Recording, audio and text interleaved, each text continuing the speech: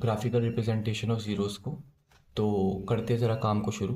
Graphical representation में let's say सबसे पहला मैंने केस लिया ए। अब इस केस की अगर मैं बात करता हूँ तो लेट्स से हमने क्या किया, हमने ग्राफ बनाया सबसे प्यारा, और ग्राफ वो जो जाएगा वो कुछ इस तरीके से जा रहा है, मैंने ऐसे बताया। एक बात और ध्यान रखना, अगर कोई पूछे कि ये ग्राफ किसका है तो ध्यान रखना ये क्वाड्रेटिक पोलिनोमियल का है। किसका है? Quadratic polynomial. ध्यान रखना जब भी क्वाड्रेटिक पोलिनोमियल आता है तो हमेशा वो पैराबोला टाइप का ग्राफ बनाता है। कैसा ग्राफ बनाएगा? पैराबोला। आप चेक भी कर सकते हो यहाँ पर क्या बना हुआ है, पैराबोला टाइप का ग्राफ बना हुआ है। तो जब भी आपके पास कोई क्वाड्रेटिक पोलिनोमियल आ जाए, क्वाड्रेटिक आप समझ गए होंगे जिसकी डिग्री 2 हो, तो वो हमेशा क्या बनाएगा? पैराबोला। अब कोई बच्चा बोलेगा सर पैराबोला तो फिर ऊपर बना है, ऐसा भी तो हो सकता है सर, ये ऐसे बन जाता, मतलब कुछ इस तरीके का, देखना ज़रा, कुछ इस तरीके का बन जाता। हाँ, ये भी पॉसिबिलिटी है।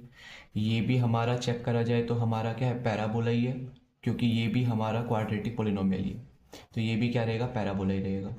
अब कोई पूछे सर पता कैसे चलेगा कि पैराबोला ये बनेगा या ये, मतलब अप साइड बनेगा या डाउन साइड? तो ध्यान रखना है जो एक्स स्क्वायर का कॉफिशिएंट दिया हुआ है ना ए, अगर इसका वैल्यू 0 से बड़ा है तब तो वो अप साइड बनेगा, और अगर इस ए का वैल्यू क्या है? 0 से छोटा यानी कि नेगेटिव है, तब का बनेगा? डाउन साइड बनेगा।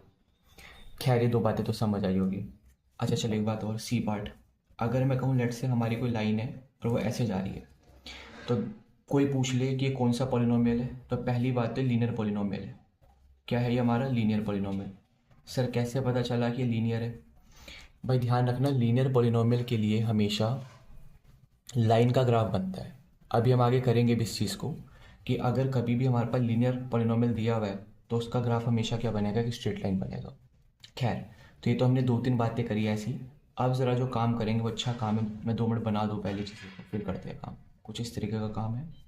एक ई पार्ट ले लेते हैं, लेट से कुछ इस तरीके का काम है। एक एफ पार्ट ले लेता हूँ लेट से, और वो कुछ इस तरीके का काम है। अब करते हैं काम को शुरू। अब अगर कोई बोले ये तो हमें समझ आ गया कि अगर पैराबोला होगा, अप साइड होगा तो क्या होगा, डाउन साइड होगा तो क्या होगा, लाइन बनेगा तो लीनियर होगा, ये सारी बातें तो हमने समझ ली। अब जो मेन बात आती है वो समझते हैं। अगर हमारे को कोई बोले सर ये यहाँ पर क्या रिप्रेजेंट कर रहा है, तो ध्यान रखना कोई भी हमारा ग्राफ है, किसी भी चीज़ का ग्राफ है, चाहे वो क्वाड्रेटिक का है, चाहे वो लीनियर का है, चाहे वो क्यूबिक का है, किसी का भी है, वो ग्राफ एक्स एक्सिस को कितनी बार कट कर रहा है? क्या बोला? वो ग्राफ एक्स एक्सिस को कितनी बार कट कर रहा है, उतने ही उसके क्या बन जाएंगे? ज़ीरोस बन जाएंगे। जैसे कि यहाँ पर चेक करो, ग्राफ ने एक्स एक्सिस को कितनी बार कट करा, तो आप कहोगे सर यहाँ पर ग्राफ ने एक्स एक्सिस को 2 अलग अलग पॉइंट पे कट किया है। इसका मतलब है जो भी हमारा पॉलिनोमियल रहा होगा, इसके जो नंबर ऑफ ज़ीरोज़ निकल कर आएंगे, वो नंबर ऑफ ज़ीरोज़ कितने निकल कर आएंगे? 2। क्यों? क्योंकि 2 अलग अलग पॉइंट पे कट किया। एक्स एक्सिस के लिए चेक करना है, वाई के लिए नहीं। अब मैं पूछूँ इसके लिए बताऊँ, तो यहाँ पर भी 2 अलग अलग पॉइंट पे कट किया हुआ है, तो इसके भी जो हमारे नंबर ऑफ ज़ीरोज़ निकल कर आएंगे वो आप देख के बता सकते हो कितने निकल कर आएंगे? 2। मैं बोलूँ इसके लिए बताओ कि नंबर ऑफ ज़ीरोज़ कितने आएंगे, तो फिर से वही चेक करेंगे सर एक्स एक्सिस को कितनी बार कट किया, तो एक ही बार कट किया हुआ है, तो नंबर ऑफ ज़ीरोज़ 1 आएगा। इस पे चेक करो कितनी बार कटा है, 1 बार, 2 बार और 3 बार, तो इसका मतलब है इसके लिए जो नंबर ऑफ ज़ीरोज़ आएंगे वो कितने आएंगे? 3 आएंगे। इसके लिए चेक करो कि एक्स एक्सिस को कितनी बार कट किया हुआ है, 1 बार, तो इसके लिए नंबर ऑफ ज़ीरोज़ कितने निकल कर आएंगे? नंबर ऑफ ज़ीरोज़ केवल आएंगे 1। इसके लिए चेक करो, इंपॉर्टेंट है, इसके लिए नंबर ऑफ ज़ीरोज़ चेक करो कितने आएंगे, तो आप कहोगे सर 2 आएंगे, पर मैं कहूँगा गलत। क्यों? क्योंकि हमें पता है, हम ये चेक करते हैं कि उस ग्राफ ने एक्स एक्सिस को कितनी बार कट किया। हमें ये चेक नहीं करना कि वाई एक्सिस को कितनी बार कट किया, हमें चेक करना है एक्स एक्सिस को कितनी बार कट किया। अब आप चेक कर लो क्या इस ग्राफ ने एक्स एक्सिस को कट किया है? नहीं। तो क्या ज़ीरोज़ बनेंगे? नहीं। तो इसके ज़ीरोज़ कितने निकल कर आएंगे? 0, यानी कि एक भी ज़ीरो इसका निकल के आने वाला नहीं है। तो मेरा मानना है मोर और लेस इतनी बातें तो आपको समझ आई होगी।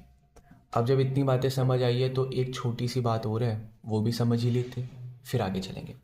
मान लो ये पूरा ग्राफ दे दे आपको, यहाँ लिख कर दे दे 1 है, यहाँ लिख कर दे दे 4 है। आपसे पूछे इस ग्राफ में बताओ कि कितने हमारे ज़ीरोज़ है, तो आप कहोगे गिनती के 2 है। मैं कहूँगा कैसे, तो आप कहोगे सर 2 अलग अलग पॉइंट पे काटा। अब बोलते ज़ीरोज़ भी बताओ कौन कौन से है, तो बस जिस पॉइंट पर काट रहा है वही उसके ज़ीरोज़ है। जैसे यहाँ पर 1 पर काटा, यहाँ पर 4 पर काटा, तो इसके ज़ीरोज़ क्या हो जाएंगे? 1 और 4। मान लो ये वाला पॉइंट 2 था और ये वाला पॉइंट 5 था, ऐसा मान लो, और आपसे बोले ज़ीरोज़ क्या क्या है इसमें, इसके ज़ीरोज़ बताओ क्या क्या है, तो आप बता दोगे 2 और 5। ऐसे ही चलता चला जाएगा। मान लो ये वाला पॉइंट 9 था, मान लो ऐसा, और पूछ ले इसका ज़ीरो बताओ क्या है, तो आप बोलोगे सर इसका ज़ीरो केवल एक है, वो है 9। तो मेरा मानना है यहाँ तक की बातें समझ आई होगी। अच्छा एक बात और, ये जो आपको पैराबोला दिखाई दे रहा है ना, क्वाड्रेटिक टाइप का जो कर्व दिखाई दे रहा है, आप चिंता बिल्कुल ना करें कि सर आपने बस a>0 और a<0 की बात बताई, अगर ऐसा आ जाए तो क्या होगा, या फिर सर इसकी जगह पर ऐसा आ जाए तो क्या होगा। चिंता लेने वाली बात ही नहीं है। जब हम क्वाड्रेटिक इक्वेशन को सॉल्व करेंगे या पढ़ेंगे उस चैप्टर को, तो वहाँ पर डिटेल एक्सप्लेनेशन मिलेगा कि ऐसा क्यों है, क्या इक्वेशन है, सब चीज़ें आराम से पढ़ेंगे। तो मेरा मानना है ग्राफिकल रिप्रेजेंटेशन ऑफ ज़ीरोज़ आपको समझ आया होगा।